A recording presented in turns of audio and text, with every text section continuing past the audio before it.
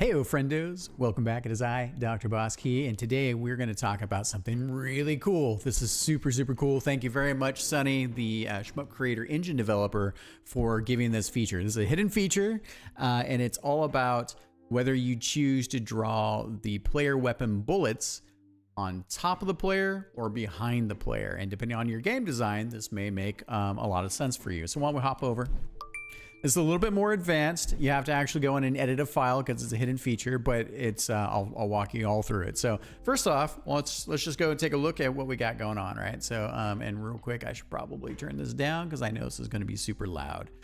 All right, we'll just make that 10 for now. Okie dokie.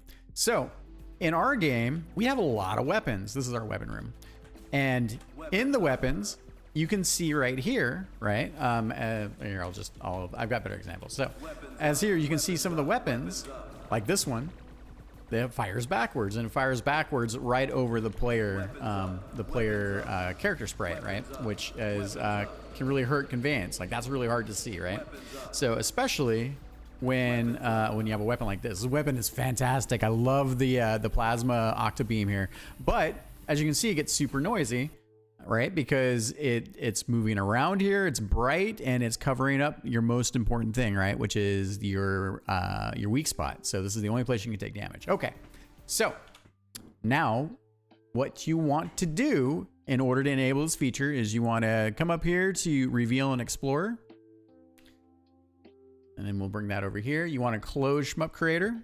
You make sure, this is important, you have to close Shmup Creator, otherwise it will keep hold of the file and overwrite your changes. So you close Shmup Creator, you come to your game directory, navigate to your game directory, and then you come to your game name.game gamebox file, right click on it, and you want to edit it with Notepad is fine, Notepad++ is also free and fine. And here you can see a file has been modified by another program. Do you want to reload this? Because I already had it open. Say yes in this case.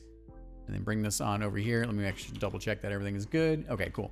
So, and then what you want to do is, and I'll put this in the comments. So the name of the feature that you want to enable is bullet on top of player. Nice. Very easy to understand, right? So what you want to do is do a Control F. So you can do a find. This works in regular Notepad as well. And then you want to find the version of this, which you can see is right here, which is level type. No, it's not here. It is. Wait a minute.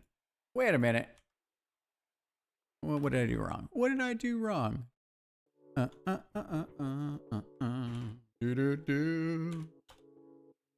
there we go. I think it was because I was searching within the block of text. Okay, so is bullet on top of player? So you do a search for that. You can see here it is. It's highlighted now. And basically, you have only two arguments you can pass to it. Either it's true or it's false. And if you set it to false, you want to make sure no spaces, exactly like this. You're going to save it, Control S in this case. If you set it to false, then that means that the bullets will not draw on top of the player. And then we're going to open Shmup Creator here.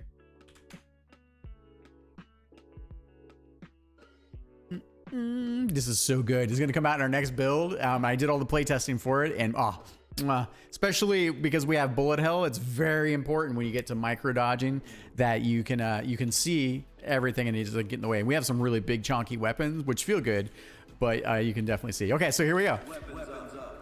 Weapons up. So look at that. You can clearly see it's behind the player. The visibility is so good. Weapons up.